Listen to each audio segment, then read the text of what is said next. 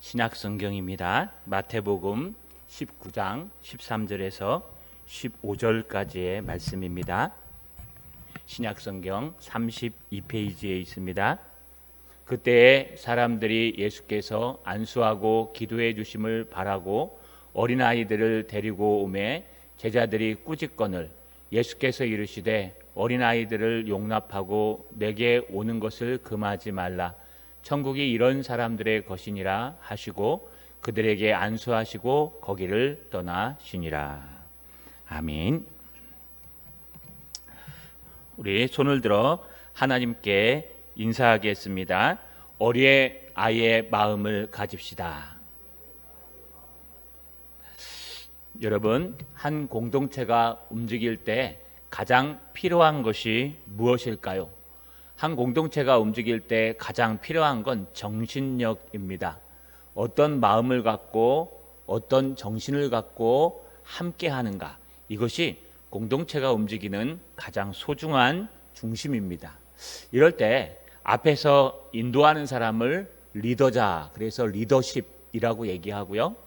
뒤에서 따라오는 사람들을 팔로우자, 따르는 자들, 그래서 따로 한국말로는 없어서 팔로우십이라고 표현합니다. 예전에는요, 리더십이 중요했지만 지금은 팔로우십이 더 중요할 때가 있습니다. 그런데 이 두 개를 합친 것이 펠로우십이라는 것이 있습니다. 이것은 공동체 의식이라는 뜻입니다. 다시 말해서 한 방향을 보고 한 마음과 한 뜻이 돼서 같이 달려가는 정신, 함께하는 정신, 이것이 바로 펠로우십이라고 얘기합니다. 한 공동체가 질서 있게 움직이기 위해서는요, 바로 이 펠로우십이 필요합니다. 피터 드러커가 이런 말을 했습니다. 어떤 말이냐 하면은요, 여러분, 펠로우십을 우리 피터 드러커는요, 팔로우십이 없는 리더십은 있을 수가 없다. 그러면서요, 여러분, 리더십도 팔로우십도 결국 펠로우십에 모든 것이 합해져 있다라는 표현을 합니다.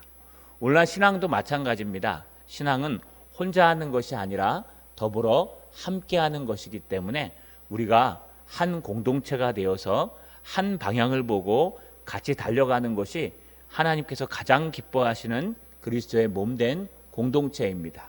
그렇기 때문에 우리의 정신이, 우리의 마음이 어떤 마음으로 주님 앞에 나오는가, 어떤 마음으로 주님 앞에 나와 예배하고 또 가정에서 예배하는가가 굉장히 중요합니다. 오늘 본문에서는요, 세 부류의 사람들이 주님을 만나고 그분과 대화합니다. 이 세 부류의 사람들 어떤 모습이었는지 저와 함께 나누면서 정말 우리의 마음은 어떤 마음인지 살펴보시는 저 여러분 되시길 주님의 이름으로 간절히 소망합니다. 여러분, 우리 주님께서는요, 이제 갈릴리에서 사역을 끝내셨습니다. 우리 읽진 않았지만 9절, 19절, 1절에 상반절에 보시면 예수께서 이 말을 마치시고 갈릴리를 떠나라고 얘기하고요. 또 마지막 15절에 보시면요, 그들에게 안수하시고 거기를 떠나시니라 라고 한 걸 보면 주님께서 분명히 갈릴리의 사역을 하고 이제 예루살렘으로 내려가시는 과중에 어느 한 곳을 들어가신 것으로 보입니다. 바로 그곳은 유대지경이라는 곳입니다. 유대지경에 이르러 주님께서 사역하셨는데 이 정확한 위치는 성경에 나와 있지 않습니다. 아마 사마리아와 데가볼리 사이에 있는, 예수님께서 갈릴리 사역을 마치시고 예루살렘으로 내려가 십자가를 지기 위해 예루살렘으로 내려가시는 그 중간에 있는 지역을 아마 유대지역이라고 통틀어서 표현한 것으로 보입니다. 여러분, 그 지역에 계실 때, 아니 그 지역을 움직이실 때 예수님께 나온 세 부류의 사람들이 있었습니다. 가장 첫 번째는요, 연약한 무리의 사람들이었습니다. 오늘 2절에 보시면요, 큰 무리가 따르거늘 예수께서 거기서 그들의 병을 고치시더라. 여러분, 큰 무리인데요, 적지 않은 큰 무리인데 그들의 병을 고쳐준 걸 보면 그들은 나약하고 연약하고 몸이 아픈 지체들인 것처럼 보입니다. 예수님이 유대지경에 사역하고 계실 때 첫 번째 예수님께 나온 무리들은요, 바로 육신이 연약한 무리들이었습니다. 그들은요 예수님을 따랐습니다.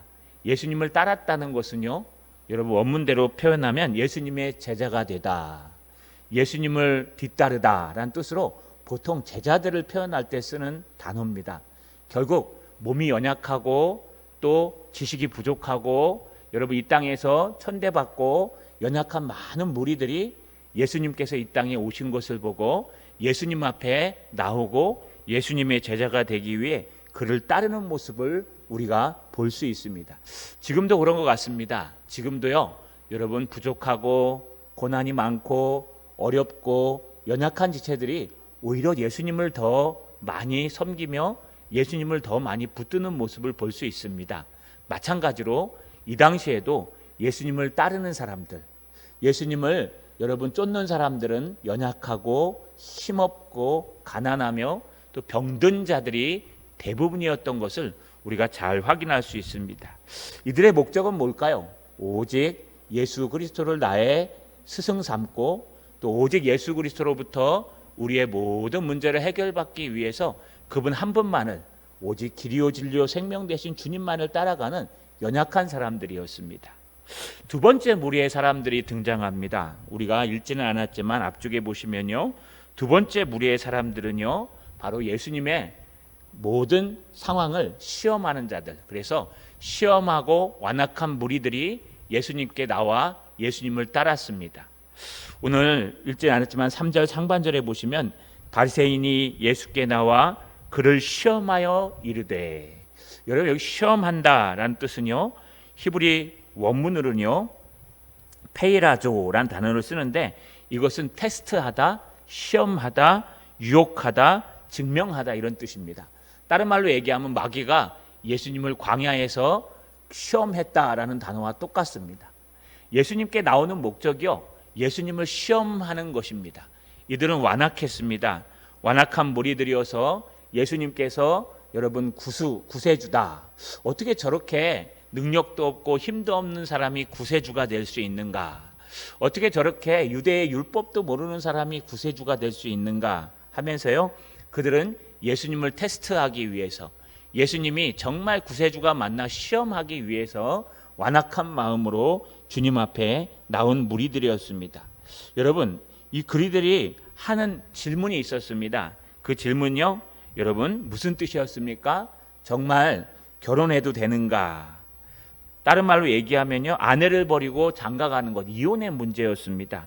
이 당시에 이혼의 문제에 대해서요 많은 사람들이 설왕설래하며 이것이 율법에 맞는 것인가 맞지 않는 것인가, 모세의 이혼 증서가 맞는 것인가 라는 것을 논하였습니다.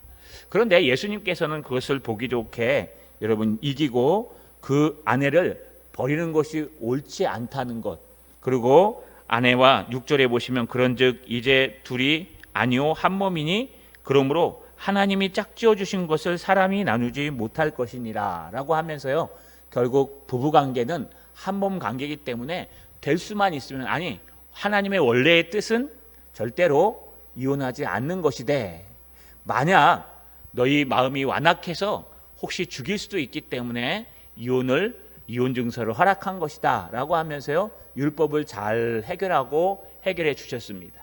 바로 이 두 번째 무리들은요 그 당시에 이슈를 들고 나와서요 지금 예수님을 시험하고 하나님의 공동체를 시험하며 또 예수님이 넘어지기를 원하는 자들이었습니다.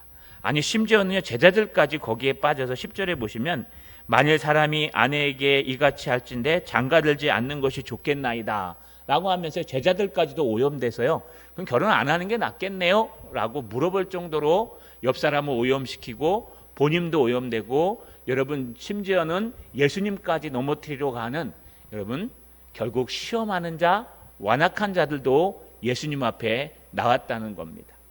오늘날도 많은 사람들이 예수님 앞에 나옵니다. 어떤 사람은 연약해서 나오고요, 어떤 사람은 마음에 완악해서 나오기도 합니다. 아니 어떨 때는요 완악하기도 하고 어떨 때는 연약하기도 합니다. 우리가 이 둘을 왔다 갔다 할 때가 있습니다. 그러나 중요한 것은 하나님은 연약한 마음으로 겸손하게 나오면 치료해 주시지만 그렇지 않을 때에는 혼을 내신다는 것을 우리는 말씀을 통해서 다시 한번 살펴볼 수 있습니다. 그렇다면 이것뿐만이었을까요?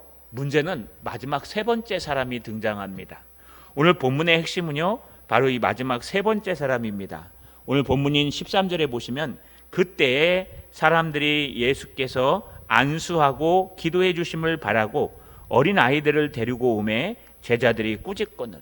바로 그때에 문 때일까요? 앞에 연약한 사람들이 나왔을 때는 다 치료해 주시고, 그리고 예수님을 시험하려고 하는 완악한 유대인들이 와서 이혼에 대해서 얘기하고 논쟁하고, 여러분 싸울 때에는 그들을 야단치시고 그것이 아닌 걸 설명해 주고 있을 바로 그 논쟁하는 그때, 별로 상황이 좋지 않은 그때, 바로 그때에 누가 등장하느냐면요, 바로 어린아이를 데리고 부모님들이 등장합니다. 여러분, 어린아이를 데리고 부모님들이 등장할 때 여러분, 어린아이들이 가만히 있을까요? 저도 유아 세례를 줘보면 알지만 이 조용하게 있는 아이들은 별로 없습니다. 대부분 다 이렇게 찬물을 얹으면요 막 울기도 하고 나오기 전에 막 우는 아이들도 있습니다. 그래서 결국 막 시끌시끌하게 그냥 빨리 끝내고 내려가는 경우도 있습니다. 또 요즘 코로나 검사 받는데 가보시면요, 아이들 오면은요 한참 걸립니다. 왜냐하면요 아이가 안 받겠다고 막 우니까요. 어린아이들이 지금 심각한 논쟁을 하고 있는데, 아주 예수님께서 완악한 무리들과 함께 논쟁을 하고 계신데 어린아이가 옆에 와서 칭얼칭얼대고 하면 아마 짜증이 나고 힘들 것입니다. 저리 가 있어, 좀 이따 나중에 얘기해 줄게, 그럴 겁니다. 그런데 예수님은 어떻게 하셨을까요? 이 당시에는 지금보다 더 심합니다. 여러분, 5,000명을 먹이시고 떡 5개와 물고기 2마리로 5,000명을 먹이셨는데 그 5,000명 안에 여자와 아이는 들어가지 않았습니다. 장정만 들어갔습니다. 또 7,000명을 먹이셨을 때 그때에도 여자와 아이는 그 안에 포함되지 않았습니다. 여러분, 제1차 포로기한 때에 여자와 아이는 그 안에 포함되지 않았습니다. 출애굽할 때에도 여자와 아이는 그 안에 포함되지 않았습니다. 이 성경이라는 이 자체 안에서는요, 가부장 제도가 유행했던 배경을 갖고 있기 때문에 여자와 아이들은 숫자에 들어가지 않았습니다. 이것을 뭐 현대 페미즘으로 얘기해서 여자를 무시하는 것이냐라고 한다면 할 말이 없겠지만, 이 당시의 배경으로 볼 때 여자와 어린아이들은요 아직 사람으로 취급하지 않을 정도의 모습을 갖고 있었다는 겁니다. 바로 그런 당시에 어린아이들을, 그것도 대부분 여자들이 안고 왔을 텐데, 여러분 그런 모습으로 예수님이 심각하게 논쟁하고 계실 때 나왔다? 그러면 어떻게 하면 될까요? 다른 랍비들은요 우선순위를 정했습니다. 그래서 여자와 아이가 나오면요 맨 뒤로 물릴 수 있는 권한이 있었습니다. 이 당시에 선생들은요 장년들과 남자들을 우선순위로 가리켰기 때문에 여자와 아이는 저 뒤로 가라고 얘기하면 갔고, 또 어떤 랍비들은요 이 급한 시급에 어떻게 여자 아이가 나오는 걸 놔두느냐 하고 제자들을 불러서 야단을 쳤다고 합니다. 그런데 예수님은 어떻게 하셔야 될까요?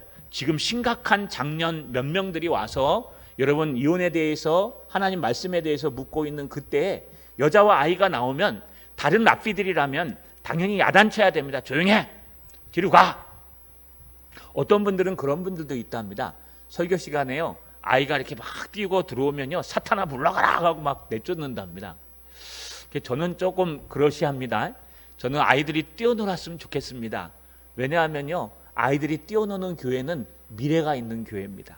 그래서 우리 교회도 앞으로 코로나가 끝나면 아이들이 막 뛰어놀아갖고 막 시끄러워서 귀찮을 정도로 그런 교회가 돼야 됩니다. 근데 그 아이가 예배를 방해한다고 사탄은 아닙니다. 잘못된 것입니다. 그럼에도 불구하고 그렇게 예민한 분들도 계십니다. 여러분, 마찬가지로 이 당시에도 랍비들 중에 우선순위를 정해서 그 아이들이 방해하는 것을 내쫓을 정도로 그런 일들이 있었습니다. 당연히 제자들도 그렇게 한 것 같습니다. 좀 아까 읽었던 13절 하반절에 보면 제자들이 꾸짖거늘, 제자들이 야단치는 겁니다. 오니까요, 야 예수님 지금 바쁘셔. 지금 예수님 사람들 만나냐고 바쁘지, 바자 논쟁하고 계시잖아. 그러니까 너희는 돌아갔다 나중에 와. 지금 너희까지 돌볼 수 있는 시간이 없어. 자 돌아가 라고 하면서요 제자들이 그들을 맞고 꾸짖었습니다. 이거 잘한 일입니다. 당연한 일입니다. 그 당시에 그 문화와 그 풍습 속에서는 잘한 일입니다. 그런데 예수님은 이 아이들을 어떻게 대했을까요? 오늘 본문의 14절에 보니까 예수께서 이르시되 어린 아이들을 용납하고 내게 오는 것을 금하지 말라. 천국이 이런 사람의 것이니라. 여러분, 예수님은 오히려 제자들을 꾸짖으십니다. 그러면서 뭐라고 말씀하세요? 어린 아이들을 용납하고 내게로 오는 것을 금하지 말아라. 어린 아이들이 내게로 오는 것을 금하지 마. 여인이 안고 오는 것을 막지 마. 그들도 똑같은 인격이고 그들도 중한 인격인데 너희가 놓친 것이 하나 있다. 그것이 뭘까요? 천국은 바로 이런 어린 아이들의 것이라는 겁니다. 아니, 그 당시의 문화를 역행하는 거예요. 지금 장년 하나가 더 중요합니다. 어린 아이보다요. 그런데 어린 아이 하나를 더 소중하게 여기는 거예요. 예수님이 이런 모습들이 앞에 많이 있었습니다. 마태복음 11장에 보시면요, 주님이 복음을 전해도 울지도 웃지도 않는 아이, 그 복음 듣는 사람들의 모습을 보면서 장터에 노는 아이들을 비유하면서 뭐라고 말씀하셨냐? 천지의 주제이신 아버지여, 이것을, 이 복음을 여러분 지혜롭고 슬기로운 자들에겐 감추시고 어린아이들에게 나타내심을 감사하나이다. 옳습니다. 이것이 아버지의 뜻입니다.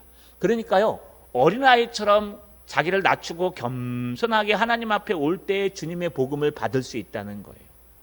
또 18장에 보시면요, 여러분 서로 누가 더 크냐고 싸우는 제자들에게 뭐라고 말씀하시냐? 어린아이 하나를 가운데 세워놓으시고 너희가 돌이켜 이 어린아이와 같지 아니하면 결단코 천국에 들어가지 못하리라. 아니, 제자들한테 하는 얘기입니다. 너희의 마음이, 너희 펠로우십이 어린아이의 마음과 같지 않으면 절대로 천국에 못 갈걸? 아마 못 갈 거야. 지금 마음으로는 안 돼. 라고 하면서 야단을 치고 계시는 겁니다. 뿐만 아닙니까? 천국에서 큰 자는 어린아이처럼 자기를 낮추는 자가 천국에서 큰 자라고 말씀하십니다. 어린아이가 자기를 낮추는 거 보셨습니까? 아니요. 어린아이는 자기를 안 낮춥니다. 어린아이는 정말 몰라서 아버지를 붙드는 것이고 정말 불안해서 아버지를 잡는 거예요. 여기에 등장한 연약한 지체들 때문에 나의 연약함을 보호해 줄 건 아버지밖에 없기 때문에 아버지를 붙드는 것이요, 또 오직 부모님의 손에 이끌려서 예수님 앞에 나가지 않으면 못 나가기 때문에 이끌려가는 거예요. 근데 그런 어린아이처럼 어떻게 겸손합니까? 그렇게 어린아이의 마음을 가지고 늘 주님 앞에, 아버지 앞에 서는 모습을 가져야 된다는 것입니다. 여러분, 오늘 말씀하시기를 이 천국은 이런 어린아이들의 것입니다 라고 하는 건 무슨 뜻일까요? 결국 우리는 어린아이의 모습을 갖지 아니하면 결단코 하나님의 나라 천국에 들어갈 수 없다는 것을 주님은 강조하고 계시는 것입니다. 자, 여러분, 우리가 한번 돌아봤으면 좋겠습니다. 우리는 어떤 마음으로 주님 앞에 예배하고 있는지, 가정에서 또는 또 직장에서 또는 차 안에서 또는 이곳에 나오셔서 하나님 앞에 예배하고 예수님을 만나고 계시는데요, 어떤 마음으로 지금 주님 앞에 예배자가 되고 어떤 마음으로 주님을 만나고 어떤 마음으로 주님의 몸된 교회를 섬기고 있는지 다시 한번 돌아봤으면 좋겠습니다. 오늘 두 부류의 사람들이 등장합니다. 연약하고 나약해서 주님밖에 없는 사람, 또 어린아이와 같은 사람, 이런 한 부류의 사람이 있는가 하면 또 하나는요, 지혜롭고 똑똑해서 여러분 주님을 시험하러 오신 분, 또 예배하시는 분, 과연 우리는 어떤 모습을 가지고 있는지 여러분 이것이 굉장히 소중하다는 것을 우리가 잊지 않았으면 좋겠습니다. 자, 여러분 말씀을 마치겠습니다. 한 공동체, 특별히 우리 교회를 그리스도의 몸된 공동체라고 얘기합니다. 이 교회는요, 한 가족입니다. 영적인. 그래서 그리스도의 몸이고 이 교회를 움직이시는 분은 예수 그리스도이십니다. 그분이 우리에게 늘 말씀으로 이야기하시고 함께 가십니다. 우리가 그분을 따라갈 때 가장 중요한 정신은 리더십도 중요하고 팔로우십도 중요하지만 펠로우십, 우리가 온전한 마음으로 또 어린아이의 마음을 가지고 하나님 앞에 한 걸음 한 걸음 순수하게 나가는 것입니다. 그러면 우리 교회에 천국이 임할 것이요, 우리 공동체가 천국을 놓치지 않는 늘 주님을 사랑하는 공동체가 될 것입니다.